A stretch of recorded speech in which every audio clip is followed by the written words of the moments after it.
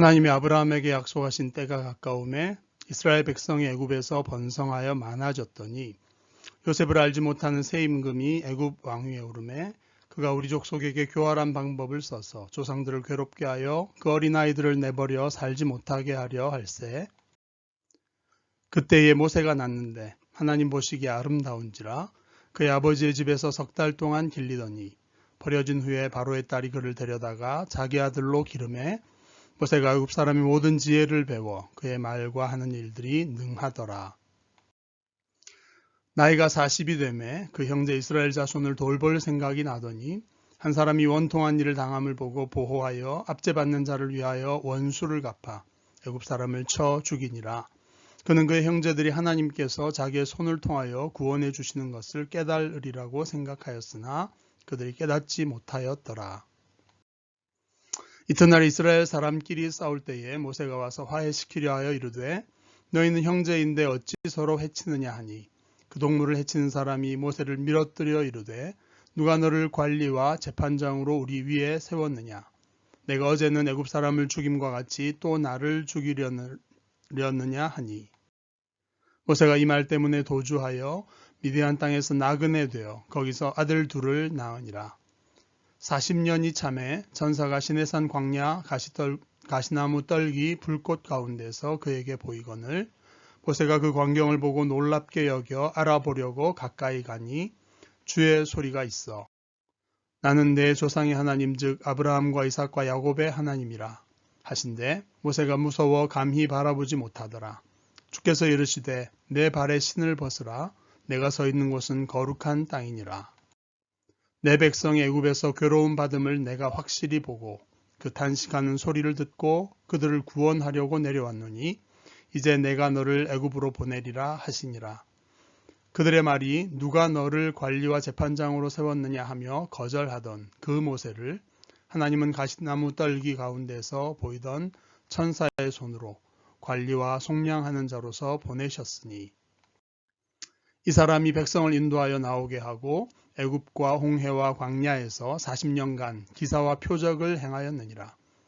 이스라엘 자손에 대하여 하나님이 너희 형제 가운데서 나와 같은 선지자를 세우리라 하던 자가 곧 이 모세라. 시내산에서 말하던 그 천사와 우리 조상들과 함께 광야 교회에 있었고 또 살아있는 말씀을 받아 우리에게 주던 자가 이 사람이라. 아멘. 성도 여러분 안녕하셨죠?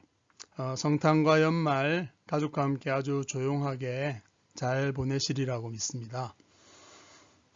주님께서 주신 안식이니까 올 한 해를 돌아보면서 감사드리고 또 새해를 향한 주님의 주시는 비전을 구하면서 또 새해 소망으로 새해를 받아들이는 값진 시간들 잘 보내시기를 바라겠습니다.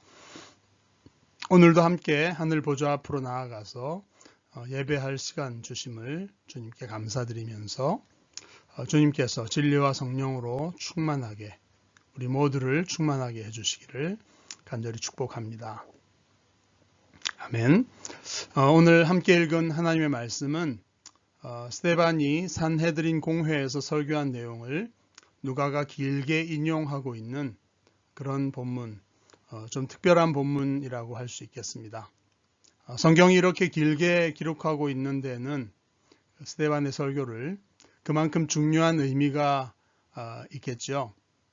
제가 이해하기로는 초대 예루살렘 교회가 구약 성경을 해석하고 적용함에 있어서 당시 유대교와의 결정적인 차이점을 드러냄으로써 유대교와 분명하게 결별하게 되는 구체적인 근거들을 보여주는 그런 중요성을 가진 것이 이 스데반의 설교라고 생각합니다. 이 설교가 스데반이 또 헬라파 유대인 회당에서 그들과 그렇게 논쟁했던 바로 그 내용, 그 주제들이었다라는 점도 충분히 추측하게 해주죠.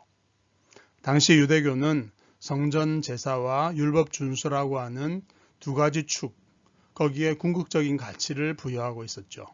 그래서 스데반을 죽일 죄목도 이 두 가지를 모독했다라는 것으로 이 공회에 제시를 했습니다. 그런데 스데반의 접근은 우리 지난주에 살펴본 것처럼 좀 달랐죠. 아브라함부터 시작을 합니다.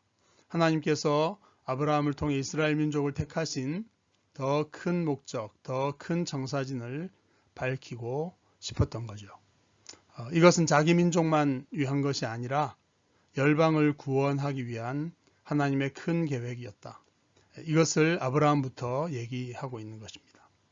한편 스데반은 비록 이스라엘 혈통 가운데 태어났다 하더라도 아브라함처럼 믿음으로 하나님께 응답하지 않는 사람들도 존재하고 그 사람들은 그 하나님의 나라에서 제외된다라고 하는 매우 충격적인 메시지를 선포하고 있는 것이죠.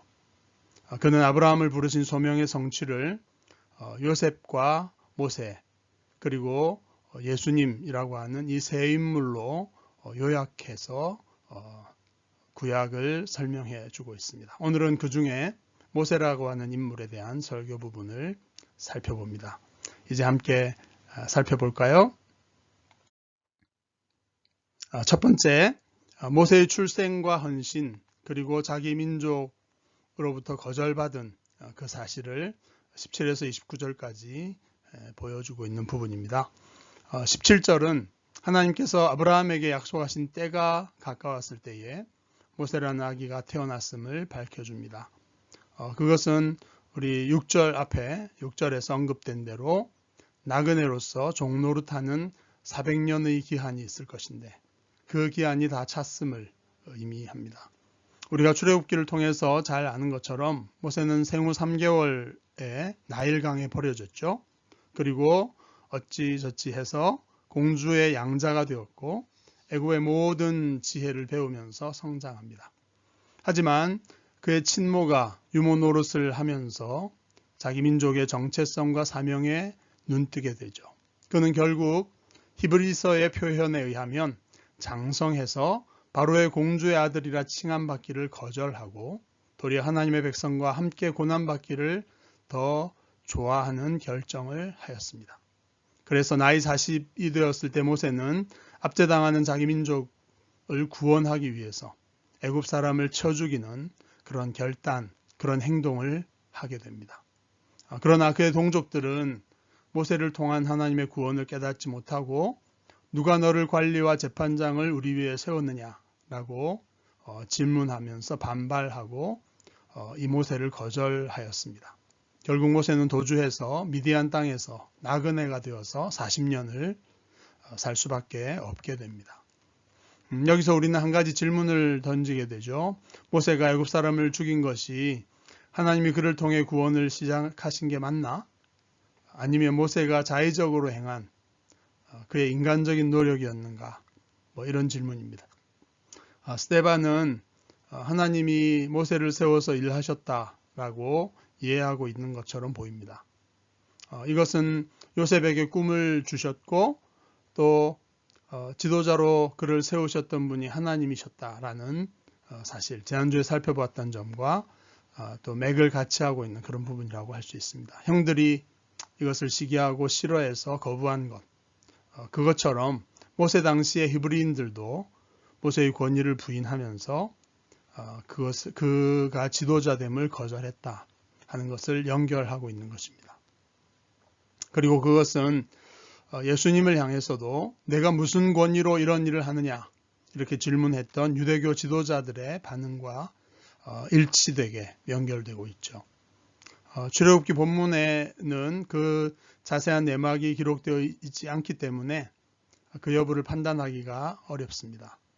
하지만 히브리서와 스데반의 설교를 통해서 모세의 결단 그리고 그 헌신이 하나님을 향한 것이었다 하는 것은 분명히 알 수가 있습니다. 모세라는 이름도 물에서 건졌다, 즉 구원이라고 하는 의미였지요.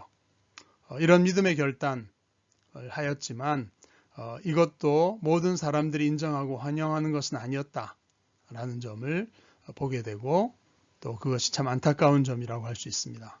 그리고 이것은 예수님의 복음 선포와 그 뒤를 따르고 있는 당시 제자들도 겪으면서 이겨내야 했던, 맞부딪혀야 했던 거절이고 비난이고 거부였다라고 말할 수 있겠습니다. 사실 그것은 오늘날 우리에게도 그대로 적용되는 원리라고 할 수 있겠죠. 하나님은 복음으로 우리를 지금 부르고 계십니다. 여러분은 제대로 결단하고 거기에 응답을 바로 하셨습니까? 우리 모두 모세처럼 하나님의 백성과 함께 복음을 위해서 고난받기를, 잠시 죄악의 낙을 이 땅에서 누리는 것보다 더 좋아하기로 그렇게 결단할 수 있으면 좋겠습니다. 그리고 그리스도를 위해서 받는 수모를 애굽의 모든 보화보다 더 큰 재물로 여기는 그런 결심과 헌신이 주님 앞에 새롭게 있었으면 좋겠습니다. 그렇게 할 때 혹시 가까운 많은 사람들의 거절, 또 거부, 쫓아냄 이런 것들도 좀 예상할 필요가 있는 그런 부르심이라고 할 수 있겠습니다. 두 번째로 모세는 하나님의 구원을 보기 위해서 이제 광야에서 40년을 기다려야 했습니다. 그는 양치는 목자로서 지내면서 나이 80이 되어서야 시내산 가시나무 떨기 불꽃 가운데 나타난 여호와 하나님을 만나게 됩니다. 그곳은 사실 평범한 산이었지만 하나님께서 임재하시자 그곳이 거룩한 땅이 되었습니다. 그리고 거기서 그는 자기 백성의 탄식 소리를 듣고 그들을 구원하려고 내려오시는 하나님의 부르심을 받게 됩니다. 스데반은 이 사건에서 그들의 말이 누가 너를 관리와 재판장으로 세웠느냐 하며 거절하던 그 모세를 하나님이 관리와 속량하는 자로 보내셨다라고 하는 이 점을 강조해 줍니다. 35절에서 요셉을 자기 친족과 애굽의 구원자로 세우셨던 분이 사람이 아니라 하나님이셨던 것처럼 모세를 부르시고 세우신 분도 그들 조상의 하나님이셨습니다. 우리는 보통 모세가 나이가 늙어버렸기 때문에 젊을 때 가졌던 자신감을 다 잃어버렸고 그랬기 때문에 이 소명에 거절을 했다 이런 식으로 이해를 해왔습니다. 물론 그렇게 자신의 약함을 인식할 때에 하나님을 더 온전히 의지하게 되고 그래서 하나님의 능력과 권세가 온전히 나타나는 그런 원리는 모세의 경우에도 그대로 적용된다라고 말할 수 있겠습니다. 그렇지만 모세가 더 망설이고 두려워했던 또 한 가지 이유는 이 거절감 때문이기도 했었다는 것을 오늘 본문이 밝혀주고 있죠.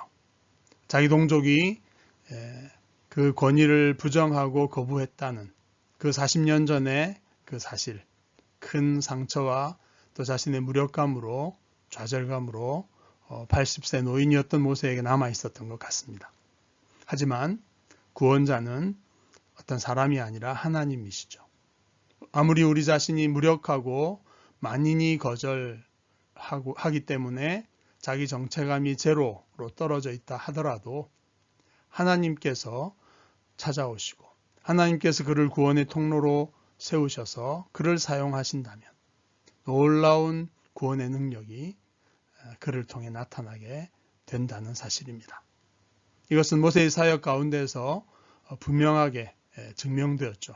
80세 이후 120세 죽을 때까지 그가 출애굽 사건, 또 홍해 사건, 광야에서의 40년간 나타났던 수많은 기적과 하나님의 능력은 하나님께서 그를 세웠다라고 하는 사실, 그를 보내셨다라고 하는 그 소명을 너무나 분명하게 증거하는 그런 기사와 표적들이었습니다. 이스라엘 백성도 처음에는 의심하고 어려움 속에서 비방도 했었지만 모세를 통해 나타난 하나님의 구원을 모두 경험하게 되었죠. 요셉과 모세의 이러한 사례들은 백성들이 불신을 하고 거절을 해도 하나님은 자신이 세우시는 구원자를 통해 일하신다고 하는 사실을 명백하게 보여줍니다. 이 사실을 강조하고 있는 이 스데반의 메시지를 들으면서 산헤드린 공회에 모인 유대교 지도자들의 가슴은 아마 뜨끔했을 것입니다. 자신들이 거절하고 심지어 십자가에까지 죽였던 그 예수가 하나님께서 세운 구원자 그리스도일 수도 있다라는 사실을 스데반이 지적해주고 있고 또 그것을 이 말을 들으면서 깨닫는 자들이 있었다면 그들은 가슴이 뜨끔했을 것입니다. 그의 사역 중에 나타난 수많은 기사와 표적이 부인할 수 없었고 또 결정적으로 부활의 사건을 통해 그것을 연결해 볼 수 있었다면 예수님이 하나님께서 기름 부어 세웠던 메시아라고 하는 분명한 결론에 도달할 수 있었을 것입니다. 이제 스데반은 마지막으로 모세가 했던 예언과 그가 전해준 율법, 토라에 대해서 언급을 합니다. 37절, 38절입니다. 모세는 하나님이 이스라엘 자손 중에서 자신과 같은 선지자를 세우실 것이라고 예언을 했습니다. 이것은 모세 이후에 많은 참 선지자들에 대한 예언일 수도 있지만 궁극적으로는 하나님께서 그를 통해서 자신의 뜻을 다 전하고 말씀하실 그 선지자에 대한 예언이기도 했습니다.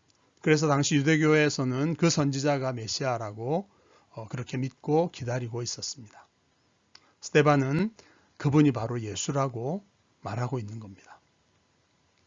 참 선지자와 거짓 선지자를 구별하는 기준은 그가 한 예언의 말이 성취되고 이루어지는가 그 여부에 달려 있습니다.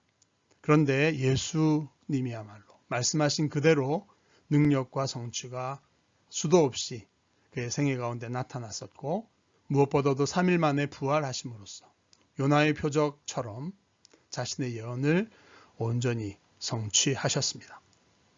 또한 예수님은 산상설교에서 선언하셨던 것처럼 모세를 통해서 주신 하나님 나라의 헌법과 헌장이었던 십계명 그리고 율법의 의미를 가장 정확하게 드러내신 분, 또 그 율법을 자신의 삶으로 온전히 성취하신 분이기도 하셨습니다. 예수님이 당시 여러 종파의 유대교 신학자들과 논쟁을 하셔서 보기 좋게 승리를 하시고 그들이 더 이상 질문할 수 없도록 만드셨던 그 사건이 얼마 전이었죠. 산헤드린 공의회 의원들은 그 사실을 기억했을 것이고 부인할 수 없었을 것입니다. 이렇게 스데반은 모세를 통해 증거되었던 메시아의 실체가 바로 예수 그리스도이심을 주장하고 있는 것입니다. 그런데 이처럼 분명한 증거들에도 불구하고 산헤드린 지도자들은 모세의 예언과 율법을 인정하고 받아들일 수 있었을까요? 율법을 통해서 또 성막을 짓고 하나님의 임재와 통치를 가르쳤던 모세의 그 권위와 그 사역, 그 기록들을 그 구약 성경을 인정한다면 예수님을 메시아로 믿고 받아들여야 한다라고 하는 이러한 스데반의 강력한 주장, 거기에 대해서 그들은 어떻게 과연 반응했을까요?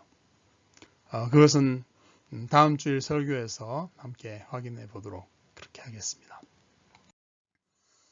오늘 말씀을 마무리하면서 이 스데반의 메시지가 오늘 우리 가운데에도 적용될 수 있을까 하는 그런 질문을 한번 이 연말에 던져보게 됩니다.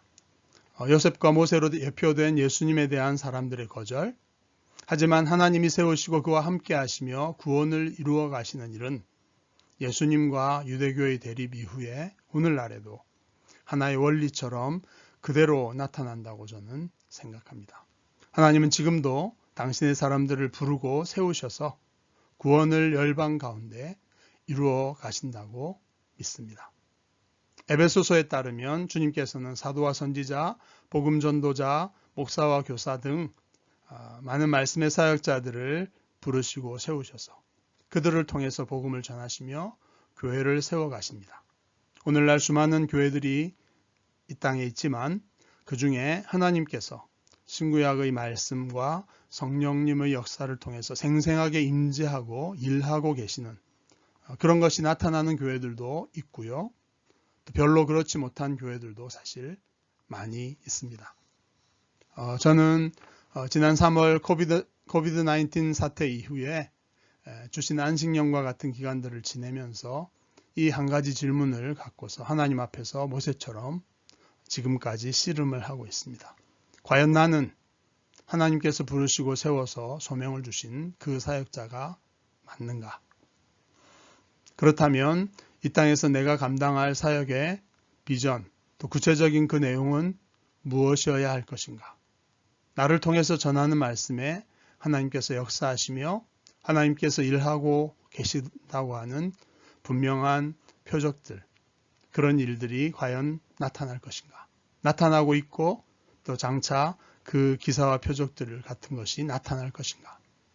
이것이 제 고민이고 하나님 앞에서의 기도 제목입니다. 여러분들도 2020년을 마무리하는 이 연말에 그리고 2021년 새해를 맞이하는 교회의 한 교회로서 같은 고민과 실험을 하셨으면 합니다. 왜냐하면 내년 5월 말이 되면 제가 런던 생수교회 5년 사역을 마치게 되기 때문입니다. 제가 정관이 정한 5년의 사역을 더 감당하는 것이 주님의 소명이고 뜻일까? 그것을 3월쯤에는 온 교회가 재신임 투표를 통해 결정해야 할 것입니다. 여러분은 저를 통해 전해지는 메시지가 하나님의 말씀이라고 정말 확신하실 수 있습니까? 또 여러분 각자는 교회의 분명한 지체로서 이 시대 하나님께서 하고 계시는 어떤 일, 어떤 사명을 위해서 우리가 교회로 부름을 받았고 또 지금껏 일하고 있다. 그것을 확실히 알고 계십니까? 그 일에 지난 5년 저와 함께 하던 그 기간들을 어떻게 응답하셨고 동참해 오셨는지 돌아보시면 좋겠습니다. 또 장차 하나님께서 어떻게 자신이 원하시는 사명을 보여주실 것이고 또 그것을 따라 헌신하고 쓰임받을 수 있을지 그것을 진지하게 고민하고 기도해야 될 것입니다. 그럼에도 그 사명을 이루는 데 소홀하다 이렇게 생각이 되신다면 여러분도 용기 있게 저와 교회를 향해 건의하고 또 이런 사역을 이런 사명을 감당해야 한다고 요구하셔야 할 것입니다. 만약 그럼에도 불구하고 그 사명을 이루는데 소홀하다면 여러분도 사실 교회를 옮길 만한 그런 자유와 권한이 있다고 저는 믿습니다. 언젠가 여러분들께서 우리 교회로 옮겨오셨던 그것처럼 말이죠. 이 말에 대해서 오해하지는 마시기를 바랍니다. 저도 하나님께서 부르시고 보내셨기 때문에 왔다고 믿고 여러분들도 마찬가지라고 믿습니다. 그러나 이것이 그냥 반복적으로 그냥 지속되는 것이 주님의 뜻일까? 이런 질문을 하는 것입니다. 더 좋은 목사와 더 좋은 교회를 만들어 가야 될 것입니다. 그렇지 못할 때는 더 좋은 교회를 찾아서 더 좋은 목사님을 찾아서 여러분도 마음껏 가셔서 주님의 나라를 위해 헌신하시는 것이 더 나을 수도 있을지 모릅니다. 그런데 그러기 전에 우리 함께 주님 앞에 설 그날 후회함이 없을 만한 더 좋은 교회를 그런 교회를 함께 만들어 갔으면 좋겠습니다. 교회의 사명 그것을 기쁨으로 함께 감당하고 한 마음으로 그렇게 잘 교회를 세워가서 함께 주님의 칭찬과 영광에 참여할 수 있는 그런 우리 교회 되어 나갈 수 있기를 간절히 바랍니다. 그런 축복이 2021년 맞이하는 새해에 우리에게 또 주어질 수 있기를 간절히 바라고 이 땅의 모든 교회가 이렇게 새로워지고 새롭게 하나님 앞에 그 뜻에 응답하는 그런 복된 새해 될 수 있기를 주님의 이름으로 간절히 축복합니다. 아멘. 이제 함께 기도드리겠습니다. 하늘에 계신 우리 하나님 아버지, 스데반이 설교를 통해 분명히 드러낸 것처럼 예수를 구원자 그리스도로 세워서 우리를 구원하시는 분명한 진리와 은혜를 우리에게 알게 하시고 깨닫고 믿게 하신 그 은혜를 감사드립니다. 하나님께서 기름 부어 세워서 분명하게 말씀하셨고 하나님의 뜻을 드러내셨으며 또 죽음과 부활로 우리를 속량하신 우리 구주 예수님을 찬양하고 높여 경배드립니다. 하나님, 이제 오늘날 살아가는 이 시대의 교회로서 우리에게도 분명하게 주님의 뜻을 보이시고 또 찾아오셔서 분명하게 말씀하여 주시옵소서. 우리를 불러 새롭게 하시고 새롭게 사용하여 주시옵소서. 우리를 통해서 당신의 말씀이 바로 전해지고 당신께서 원하시는 사명을 마음껏 이루는 그런 교회 되게 우리를 인도해 주시옵소서. 당신의 마음에 합한 말씀의 사역자를 세워주시고 온 교회가 주님의 말씀에 온전히 헌신하고 한 마음이 되어 기쁨으로 순종하며 이 시대를 향한 주님이 계획하시는 또 주님이 원하시는 그 놀라운 구원의 일을 이루어 나가는 우리 교회 되게 하여 주시옵소서. 그리고 이 땅의 교회들 되게 하여 주시옵소서. 유일한 구원의 구주 예수 그리스도의 이름으로 간절히 기도하옵나이다. 아멘.